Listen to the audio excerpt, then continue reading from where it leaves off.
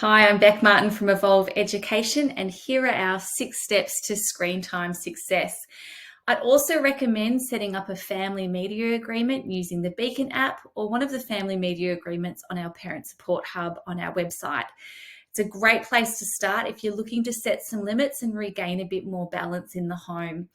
Also, if you are dealing with tech tantrums, please don't feel bad, particularly Victorian families. We know you're really feeling the pinch after COVID. And I just want to congratulate you on taking some steps to get a little bit of balance back in the home. So I hope that these steps really help you to do that. So the first thing you're going to do is to set a limit. Now that might be a time limit for older kids, but for younger kids who don't understand the concept of time, something like 2 episodes of a show. Check the length of the episode as well so that you're not stopping halfway through a movie, which can make turning off really challenging. So you might need 20 minutes to cook dinner. That might be 2 episodes of Bluey. Before you give the device over or before you turn the TV on, you want to check that your child has understood that limit. So a shake of the head or a verbal response to really let you know that they've understood that it's just 2 episodes.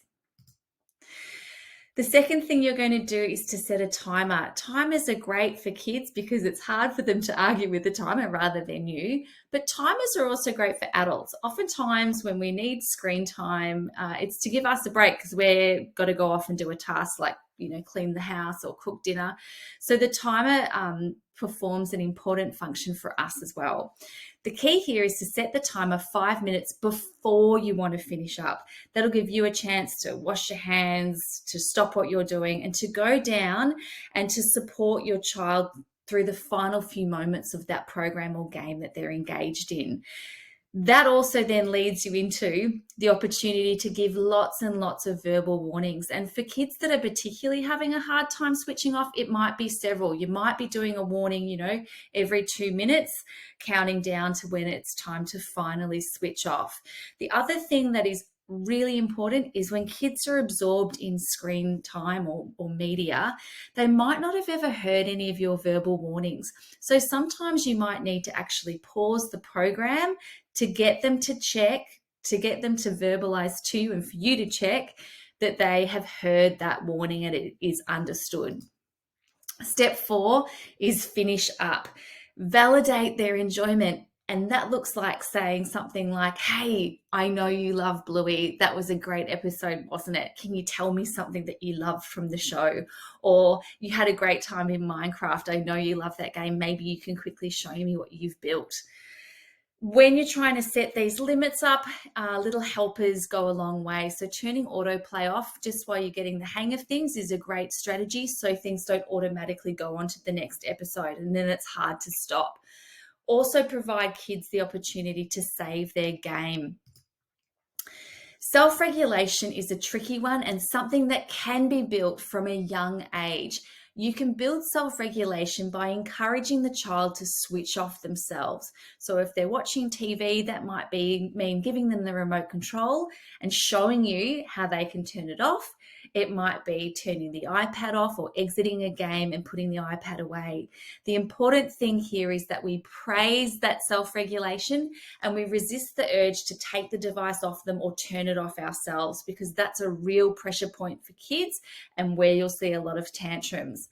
Always, always, always praise, praise, praise. This is really important because as they grow up, we want them to be able to switch off themselves. The final step is offline transition. And if you think about the times that we give kids screen time, it's often because we're doing something that then leads into a task. For example, turn the TV off and set the table. We want to avoid moving from screen time into a chore or task, particularly when we're trying to minimize tantrums. So prepare and have in mind a great offline activity for your child to do when it is time to switch off. Something like chasing them around the house and having a wrestle, or going outside for a walk, jumping on the trampoline, really enables them to empty that sensory cup, to get out any frustration from having to turn it off, to get out any frustration from playing a game. And then once they've settled into that offline activity, you can then think about transferring them into completing a chore like setting the table, for example. So there are 6 steps.